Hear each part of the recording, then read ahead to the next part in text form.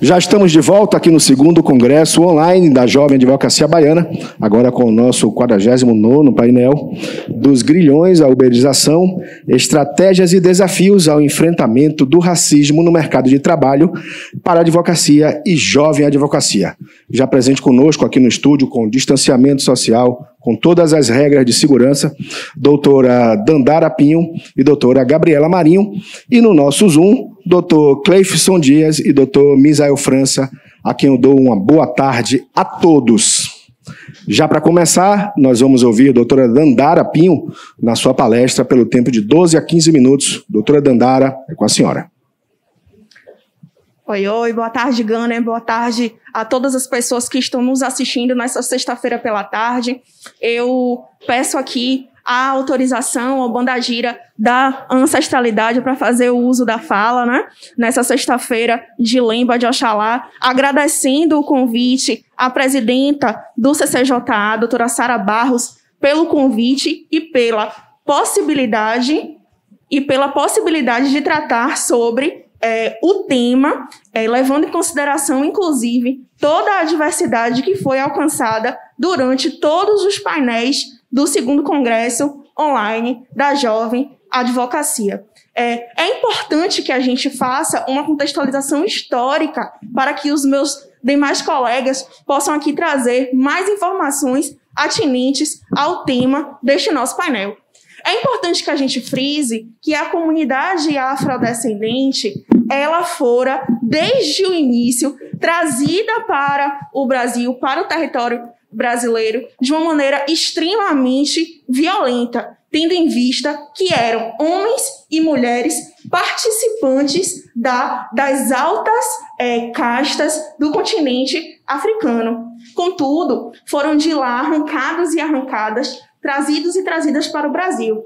E quando do momento, dessa falsa abolição da escravidão, estes homens e mulheres não estiveram enquanto sujeitos e sujeitas de direito, mesmo depois da lei Eusébio de Queiroz, que trata sobre o fim da escravização, da trazida de escravos e de escravizados e escravizadas para o Brasil. É importante que a gente diga que quando da legislação sobre a abolição da escravidão não fora pensada qualquer tipo de política pública que fizesse a inserção dessa comunidade recém-saída da escravidão para, por exemplo, o mercado de trabalho, para a educação, para a saúde, ou seja, não foi realizado nenhum tipo de organização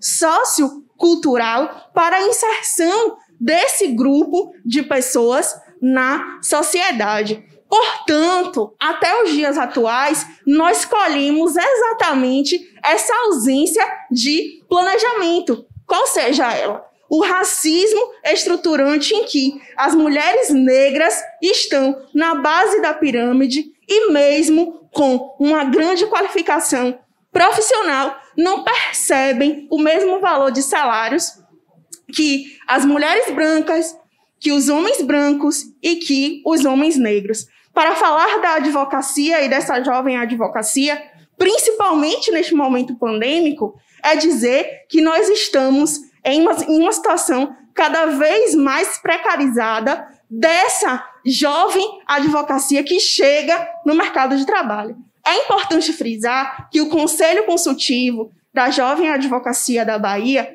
vem trabalhando diuturnamente, contando com um diálogo com os escritórios de advocacia para que essa advocacia negra, essa advocacia jovem negra, essa advocacia jovem negra e feminina seja inserida neste mercado de trabalho com um alto grau de cuidado e que todas as suas prerrogativas e direitos trabalhistas estejam exatamente respeitados. É importante frisar esse trabalho que o CCJA da Bahia e a diretoria executiva da OAB da Bahia vem desempenhando com os escritórios de advocacia. Pendente ainda está o teto do salário base, que é algo que não depende diretamente da instituição, mas que é um ato do chefe do executivo estadual, mas que os entes do Conselho Pleno, do Conselho Consultivo e da diretoria executiva vêm fazendo esse diálogo, tecendo esse alinhamento político para a melhoria da advocacia baiana. Então, nós temos aí 2 pontos a serem interpelados e enfrentados, né?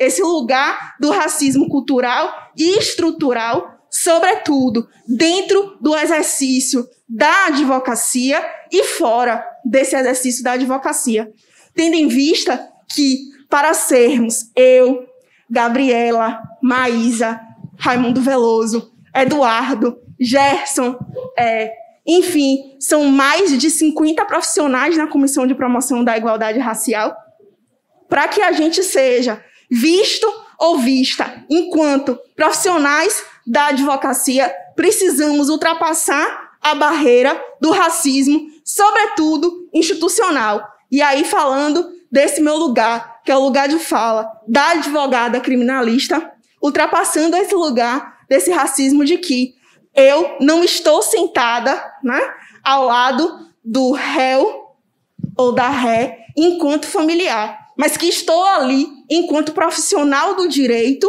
para defender o direito de terceiros. Então, existem essas 2 barreiras ainda a serem ultrapassadas, sobretudo quando a gente fala da questão capitalista, em que nós não temos a equidade no que se refere aos salários da advocacia assalariada, da advocacia associada. Então, eu concluo dizendo que é importante ratificar todas as ações que essa gestão da OAB da Bahia tem realizado, mas que nós precisamos continuar avançando, inclusive inserindo novos profissionais no sistema OAB para oxigenar cada vez mais e pensar novas ações de enfrentamento ao racismo estrutural que, por tanto tempo, nos deixa, né, violentado e violentada. Portanto, mais uma vez, eu reitero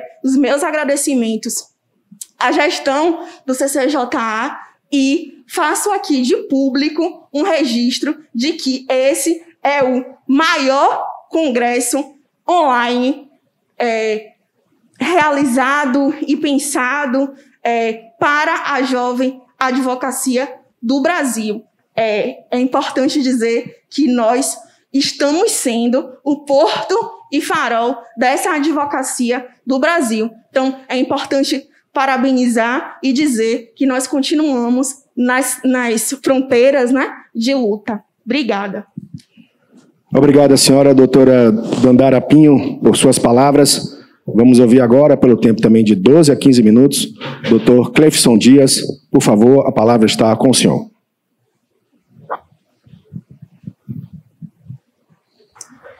Então, vamos lá.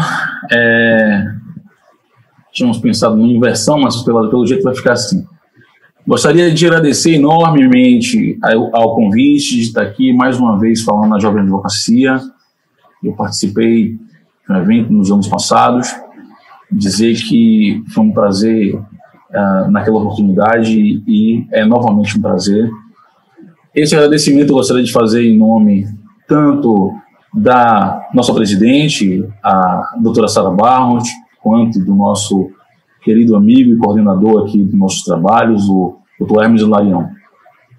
Gostaria também de aproveitar, saudar a doutora Dandara, a doutor Misael e a doutora Gabriela. Dizer que é um prazer estar aqui ao lado, ainda que virtualmente, de vocês. Eu não pude estar no estúdio, né, infelizmente, e aí a gente nem sabe exatamente se é infelizmente ou se é felizmente, já que a gente está atravessando um momento tão difícil, mas que com certeza a distância das pessoas é a forma mais segura de se prevenir, mas também é uma forma muito dura, né, de levar toda essa situação. Fazemos aquilo que é necessário. No entanto, daqui a daqui a poucas horas eu preciso também estar no outro compromisso, então eu preferi fazer virtualmente. O tema dos grilhões à uberização, estratégias e desafios ao enfrentamento dos racismos no mercado de trabalho da advocacia e a jovem advocacia negra. Muitas memórias que esse tema me traz, muitas memórias do tempo de graduação, muitas memórias do início da advocacia, muitas memórias de toda uma trajetória voltada para o combate ao racismo. E por que é tão difícil, né, resolver as questões que envolvem esse tema? Eu sempre me coloco essa questão. Hoje eu tenho pensado e falado bastante sobre algo que chama a atenção de quem discute questão racial. É o incômodo que esse tema traz para qualquer espaço onde a gente o coloca. Então, e por que isso ocorre? Eu tenho dito o seguinte: numa sociedade democrática ou num país que se quer democrático, pautar questões de classe preserva a democracia no espaço, né? Não há qualquer incômodo, né, qualquer incômodo maior quando pautamos, quando colocamos na mesa as questões de classe.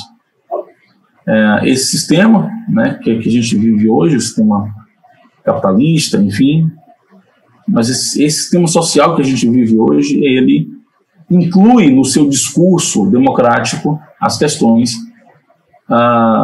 ligadas a déficits econômicos, né, na relação interpessoal. Rapidamente, você pode lançar aí mão, por exemplo, da questão do mérito. Então, fulano é mais exitoso que Beltrano porque melhorou, porque estudou, porque mereceu, porque teve oportunidade, enfim. Mas quando a gente coloca na mesa um outro tipo de elemento, um outro tipo de violência sistêmica, que é o racismo, aí a conversa vai para um outro lugar, né? O êxito profissional de um advogado, que é medido por conta da cor da sua pele, das oportunidades que lhes são conferidas ao longo da sua vida, mais do que as oportunidades, das chances que lhes são conferidas, esse não responde, ou ainda o sistema social que a gente vive não consegue trabalhar com uma gramática que garanta discutir racismo e preservar o discurso democrático. Ou seja, sempre que nós discutimos racismo, nós pomos em xeque qualquer possibilidade de discurso democrático. Nossa, no campo do direito, então, isso é uma derrota total, porque principalmente o direito da modernidade vai eleger a democracia como sendo um padrão, inclusive de humanidade, para a gestão pública e do Estado. Sim, uma vez declarado o racismo presente em relações interpessoais no espaço público, a primeira coisa que sai desse espaço público é a democracia. E por que eu digo isso? Eu comecei uma fala hoje pela manhã, fazendo a leitura de uma frase bastante antológica, e peço licença para fazer uso dessa mesma frase nesse momento. O carrasco mata sempre duas vezes, a segunda pelo silêncio. Essa frase é do escritor romeno Elie Wiesel, um sobrevivente dos campos de concentração nazista e prêmio Nobel da Paz de 1986. Nos diz o professor Kabengele Munanga e que essa frase poderia bem ilustrar e caracterizar as mentiras e verdades, coisas não ditas e silenciadas em torno da raça e do racismo na sociedade brasileira. A verdade é que a sociedade brasileira ela se organiza através de castas. Ela se organiza através de uma hierarquia pautada na raça e que exclui de benefícios e direitos fundamentais pessoas conforme mais se aproxime da herança africana. Essa é uma característica da sociedade. Essa é uma característica do racismo na sociedade. Então, quando eu digo isso, eu estou muito atento a um fato, né? Desde das arcadas ao bacharelismo, a todos os outros textos que falam sobre a implantação dos cursos de direito no Brasil. Esses cursos de direito, antes de chegarem no Brasil, eram então feitos fora do Brasil, em Portugal, pelos filhos, né, de pessoas que tinham recursos. Tais recursos foram, então, concentrados em solo nacional, quando esses cursos, então, passam, então, a ser ministrados aqui mesmo no Brasil, no final do século XIX. Isso, para a gente ter uma noção da herança dessa história, as provas da OAB só passam a ser feitas, só começam a ser feitas há 24 anos, a partir de 1997. Antes desse período, você passava na OAB e, como a maioria dos órgãos de classe, você ia lá, fazia a sua inscrição e recebia a sua carteirinha. A partir de 97, então, institui uma prova, as pessoas perdem essa prova, não tem qualidade para fazer essa prova. As faculdades e cursos de direito são obrigados a estabelecer cursos de estágio supervisionado, abrem-se novas cadeiras, portanto, nos cursos de direito, para habilitar esses bacharéis em direito, de fato, para serem advogados e advogadas. Então, o que se conclui disso, né? É que os cursos sequer precisavam estar realmente preocupados com a profissionalização desses indivíduos. Por quê? Porque a profissão deles estava garantida. Porque eles eram filhos de juízes, filhos de advogados, filhos de promotores, e acessavam a profissão através dessas relações. Com essa promessa de abolição nunca cumprida, nós, profissionais negras e negros, não temos essa mesma história. Não herdamos a cartela de clientes dos nossos parentes. Não temos clientes indicados por juízes, ministros, amigos influentes. Nós precisamos galgar a nossa advocacia no dia a dia, nas relações pessoais, no nosso trabalho, na qualidade do nosso trabalho. Por isso eu não tenho a menor dúvida de que os melhores advogados que eu conheço são advogados negros, que nunca gozaram de nenhum tipo de privilégio social para exercer a sua profissão.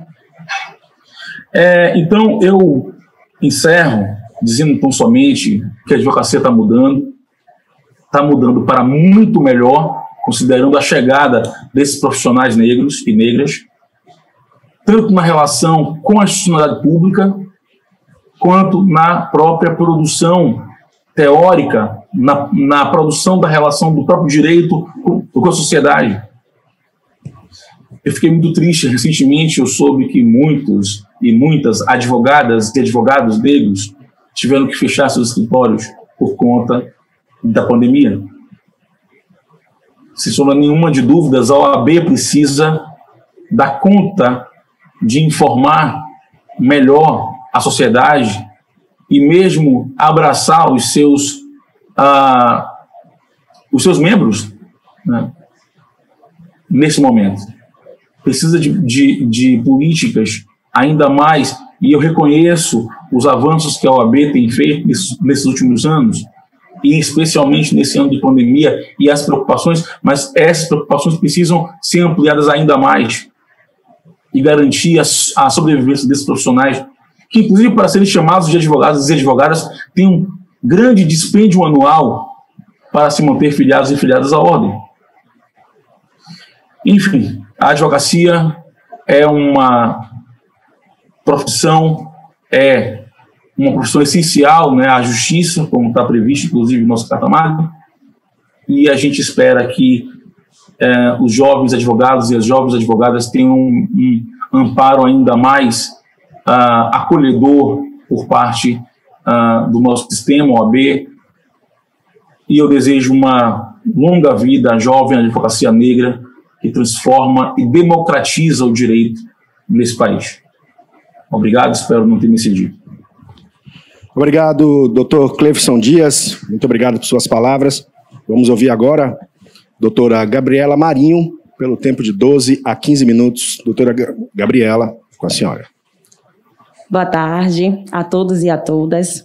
Inicialmente, eu gostaria de agradecer a oportunidade, a convite da minha presidente, Sara Barros, agradecer a oportunidade de estar ao lado em um painel ao lado de pessoas incríveis e que contribuem demais para o meu crescimento profissional, ao lado da minha presidenta também da Comissão de Igualdade Racial, doutora Dandara Pinho.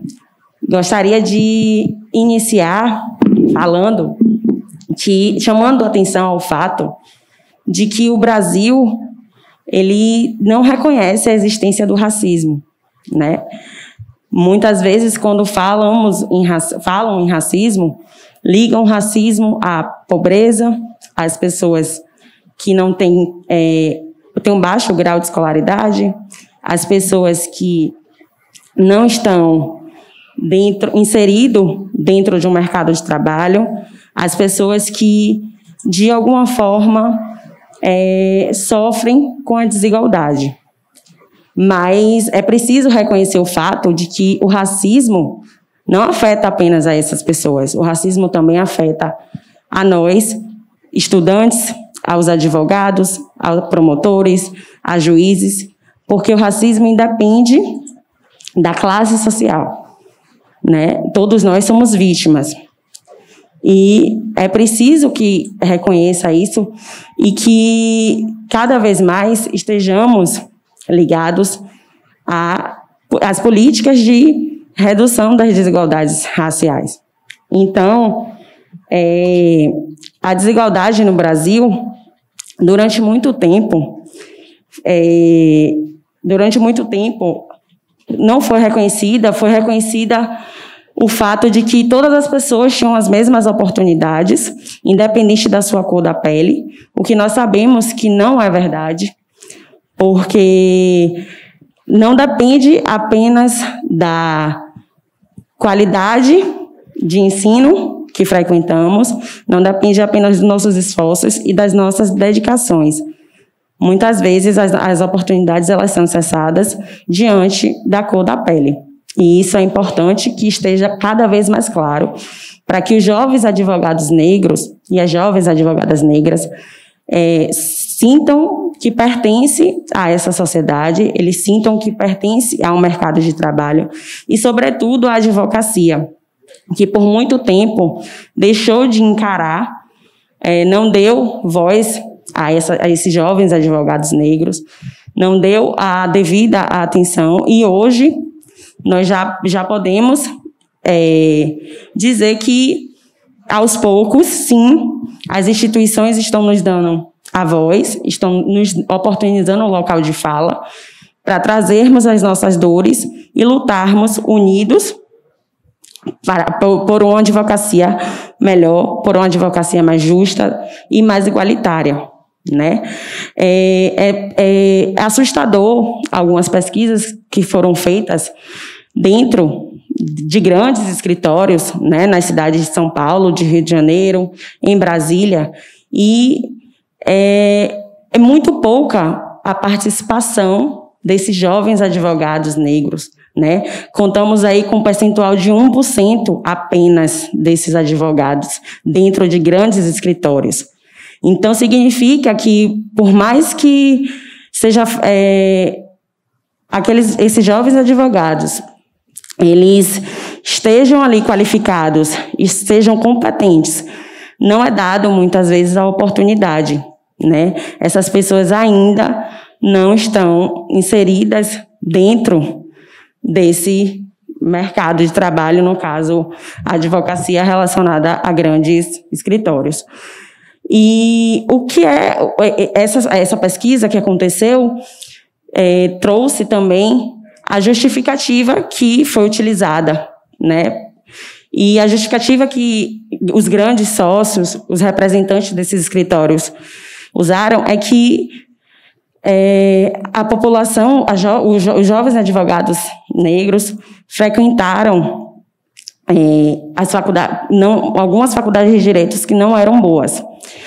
E esse fato chega a ser absurdo, porque nós sabemos que essa justificativa é apenas para minimizar e esconder o que está por trás disso, porque nós sabemos que cada vez mais as políticas, as ações afirmativas estão aí e cada vez mais essas pessoas estão frequentando as universidades, né? Desde os anos 2000, o Estado passou a dar uma atenção a essa questão ético-racial, de modo que foram implementadas algumas políticas públicas visando reduzir a desigualdade, e com isso vieram as ações afirmativas. E essas ações afirmativas quais são elas? As cotas nas universidades públicas, as vagas que são destinadas a negros ou pardos em concursos públicos, as bolsas. Então, essa justificativa de que não existem profissionais capacitados em razão da faculdade, em razão do ensino, não é justificativa. É necessário que exista campanhas não, mas que exista medidas para que seja de fato realizada a inclusão desses jovens advogados dentro do mercado de trabalho, né? O jovem advogado, ele sai da faculdade com medo e se depara com o mercado de trabalho, e quando vai para entrevistas, para um processo seletivo, ele já vai com medo, sabendo que o fator da sua pele, né, a cor da sua pele, é um fator suficiente para te eliminar, né? Então, é necessário que exista essa atenção, é necessário que exista essa inclusão. E essa inclusão dentro desses escritórios não é apenas a contratação, porque a contratação hoje ainda é de forma desproporcional. Por mais que seja feita uma campanha de que existe ali a pluralidade, quando vamos para dentro dos escritórios, nós vemos que existe sim, de fato, de 2 a 3 pessoas que contam com a cor da pele negra. Então, isso não é incluir. Incluir, além da admissão, acolher, instruir, capacitar esses profissionais e dar oportunidade para que eles mostrem que também são capazes e que o que falta muitas vezes é apenas a falta mesmo de oportunidade de estar ali. Deixa eu ver aqui, a demissão das pessoas negras.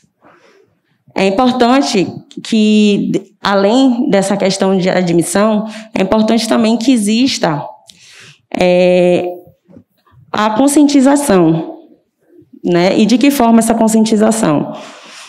Os gestores, a conscientização tanto para a entrevista, né, o processo seletivo, é necessário que exista um cuidado, uma atenção com essas pessoas que estão ali, né? É necessário que exista um cuidado com as perguntas que são direcionadas apenas às pessoas negras, porque é muito claro a discriminação, é muito claro o que aquele gestor transmite com determinadas perguntas, o que ele transmite com um olhar diferente, ou até mesmo com dizer que nós não nos enquadramos no perfil que o cliente solicitou, quando na verdade nós sabemos que o que realmente foi levado em consideração foi a cor da pele.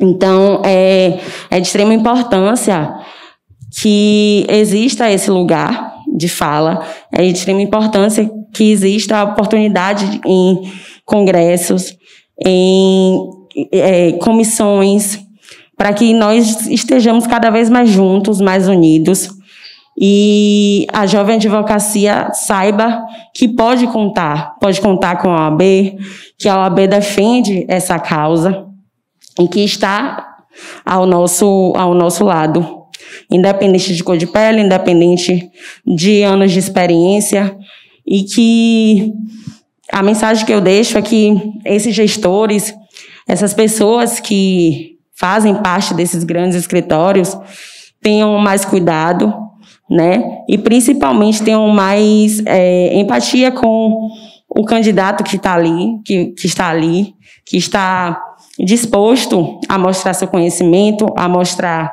o seu trabalho, e que muitas vezes essa oportunidade é cerceada, né? E também os requisitos que são utilizados, eles já são inicialmente excludentes. De cara, eles já são excludentes.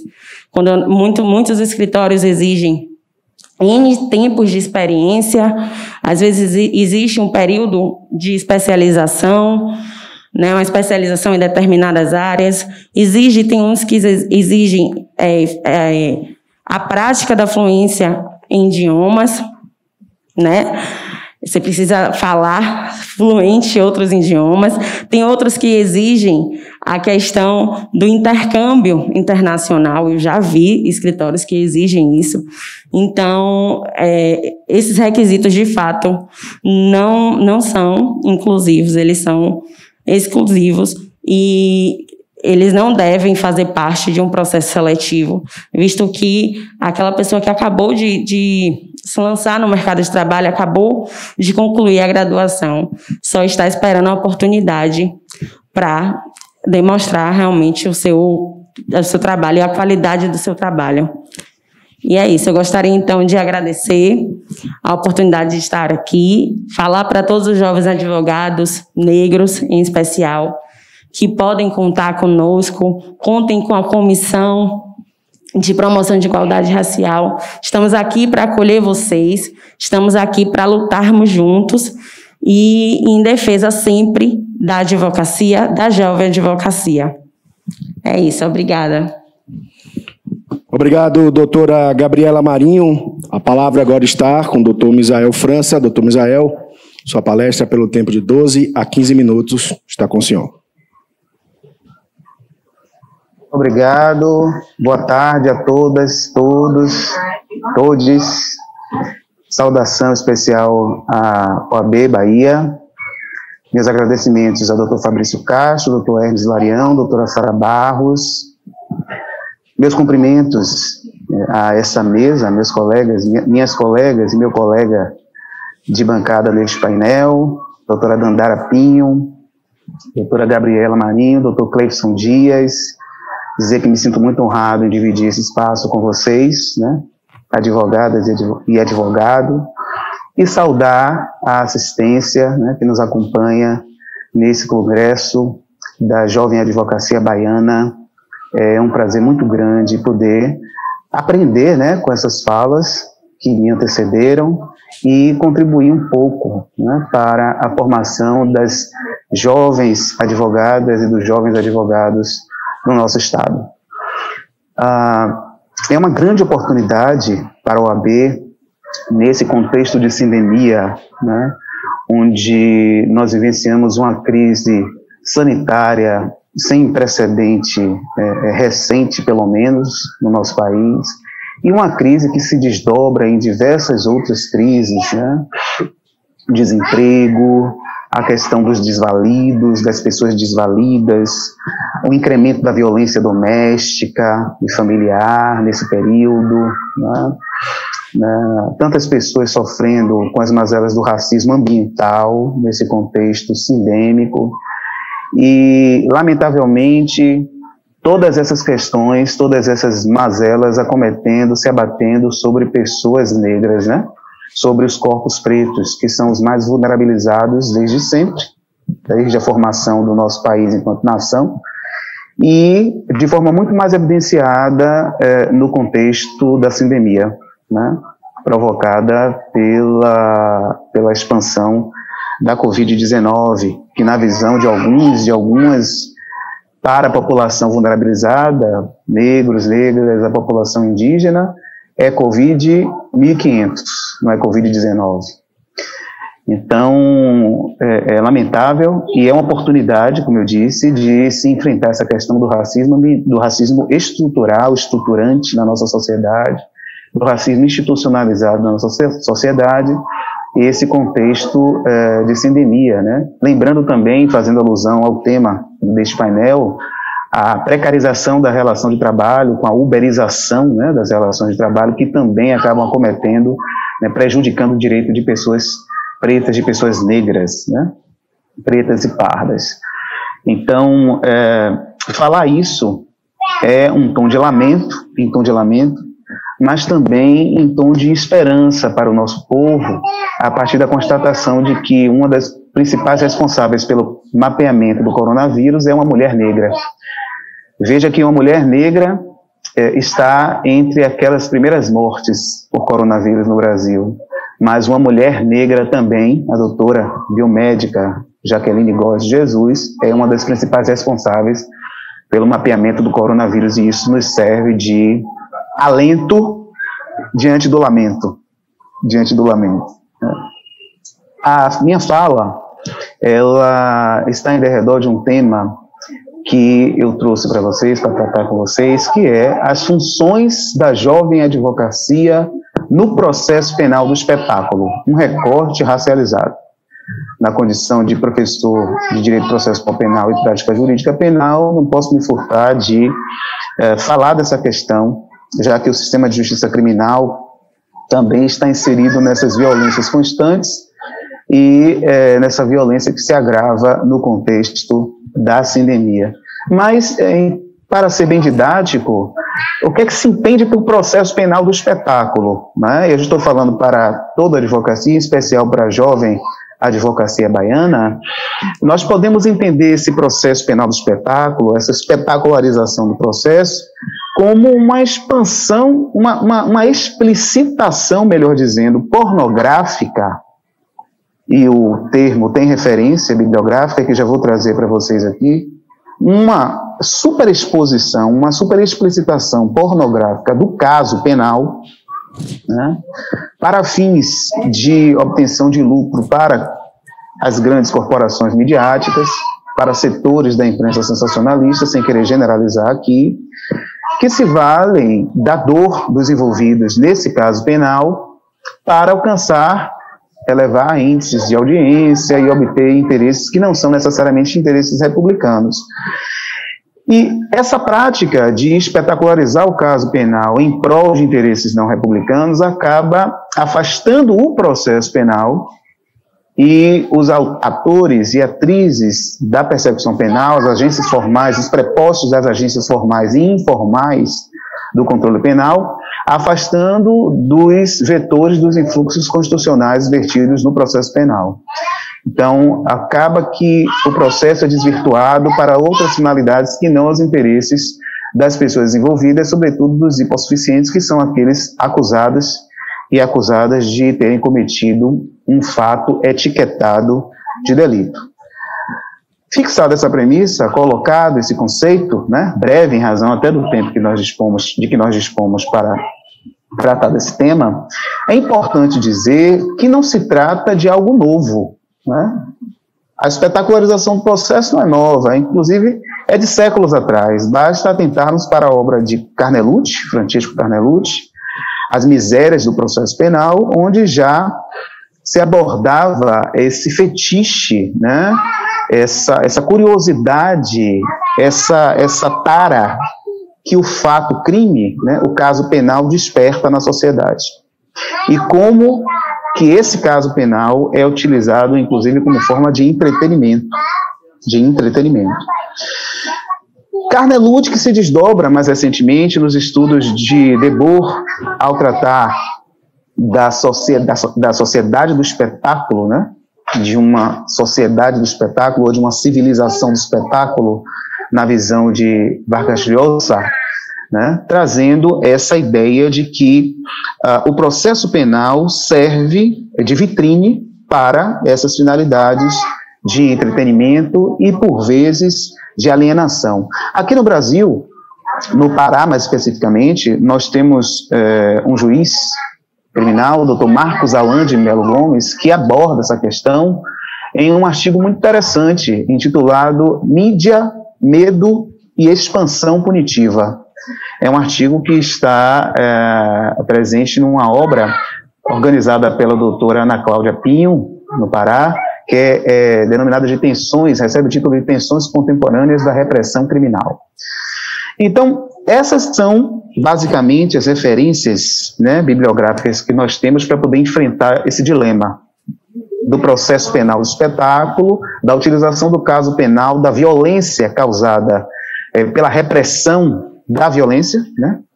A violência do controle para controlar a violência, em linhas criminológicas, trazidas por esses autores. E nós podemos fazer referência também às contribuições dos Estados Unidos, de Karl Popper, nesse contexto, né, quando denuncia a televisão como um risco à democracia. E o título da obra é exatamente isso: Televisão, um perigo para a democracia, Karl Popper e John Conway.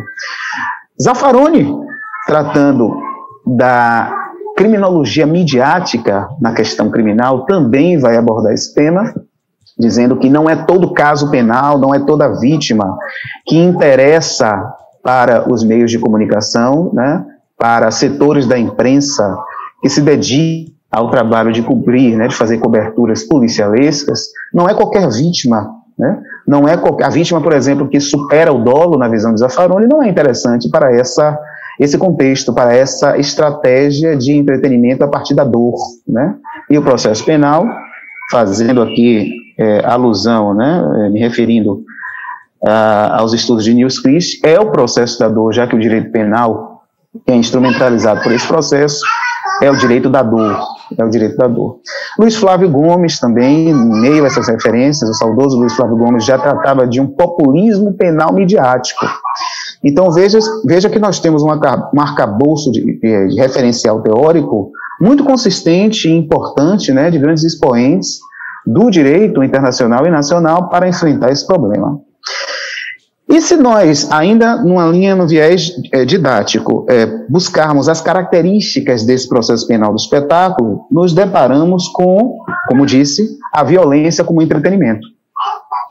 Já que, segundo Popper, a televisão estadunidense, e eu acredito que no Brasil não seja diferente, se vale de um tripé para alcançar os seus ideais: violência, sexo e esporte.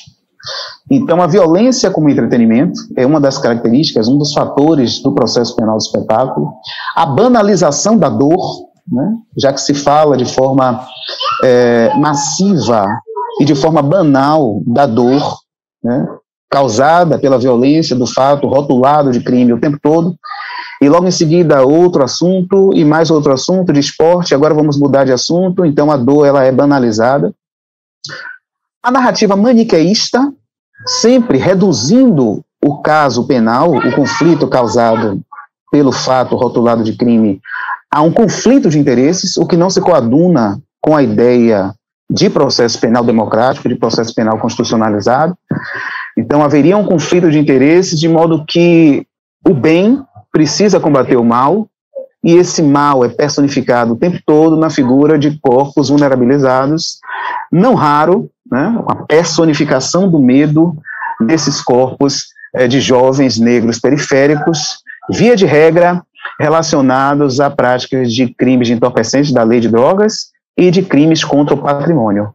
Aliás, existe um vocabulário, um repertório próprio utilizado por setores da imprensa sensacionalista, né, que fomentam esse processo penal do espetáculo para essa categoria de indivíduos. E aí a gente começa a fazer um recorte racializado da nossa fala, que quando se aborda, se cobre, né, a cobertura dos telejornais e até da imprensa em internet para casos penais, os vocabulários, as expressões de bandido, criminoso, traficante, é sempre utilizado para a mesma categoria vulnerabilizada de indivíduos: jovens, negros, periféricos.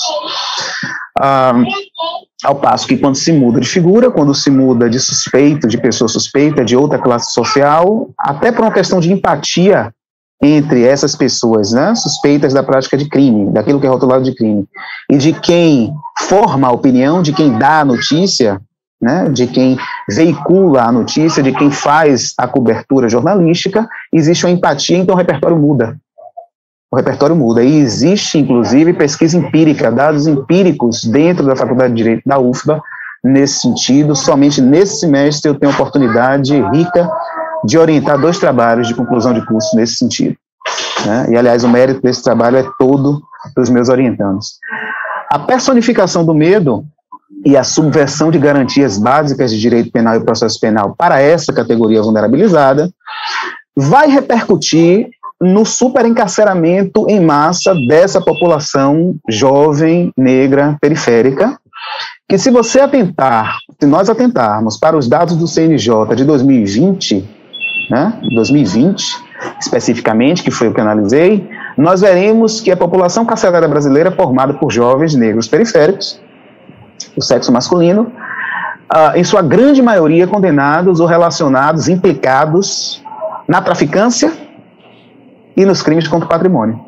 Então, existe uma correlação, uma convergência muito grande entre a espetacularização do caso penal, né, quem é a clientela dessa espetacularização e quem é a clientela do próprio sistema de justiça criminal como um todo. Essa é uma triste constatação, que é a mesma constatação feita por Juliana Borges no Brasil, é feita também por Michelle Alexander nos Estados Unidos.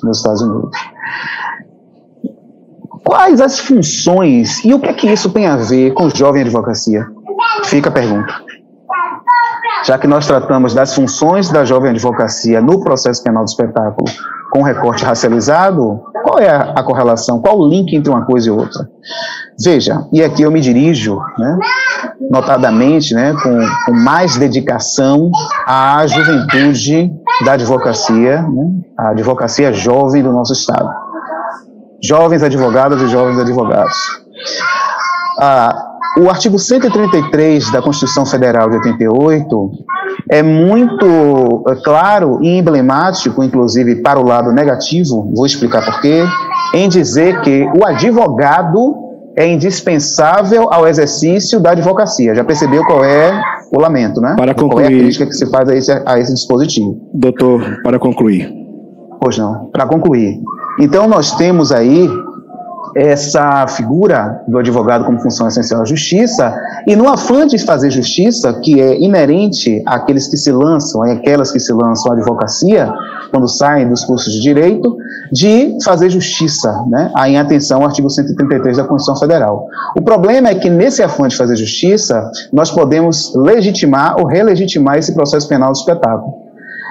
Relegitimando, na medida em que nós nos omitimos, né, e até numa atitude comissiva, né, corroborando para essa espetacularização do caso penal, expondo a juventude pobre e negra, quando na figura, por exemplo, de assistente de acusação, né, anuindo com a exposição dessas pessoas, desses corpos, de forma abusiva, e a deslegitimação me parece que é pela compreensão de que há um racismo institucionalizado e estrutural que permeia também a espetacularização do processo penal. Então, essa fala é direcionada, sobretudo, para a jovem advocacia negra que milita na área penal, e eu gostaria somente, para concluir a minha fala, trazer em tom de alerta o artigo 81 do Estatuto da Igualdade Racial do Estado da Bahia e combate à intolerância religiosa, que é nos seguintes termos,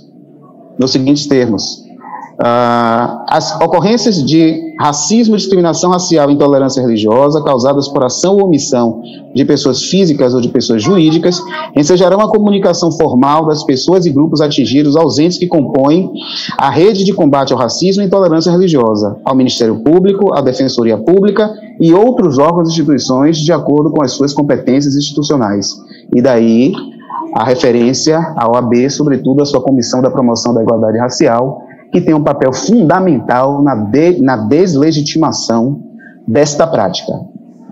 Essa é a minha fala, peço desculpas pelo cansaço, né, por invadir um pouco o tempo de vocês, e devolvo a palavra à organização. Muito obrigado. Obrigado, doutor Misael França. Eu quero agradecer aqui a presença, então, da doutora Dandara Pinho, doutor Cleifson Dias, doutora Gabriela Marinho e, por fim, doutor Misael França, nesse painel tão importante. Nós vamos ao intervalo e já voltamos em instantes com o próximo painel. Muito obrigado a todos. Vamos ao intervalo.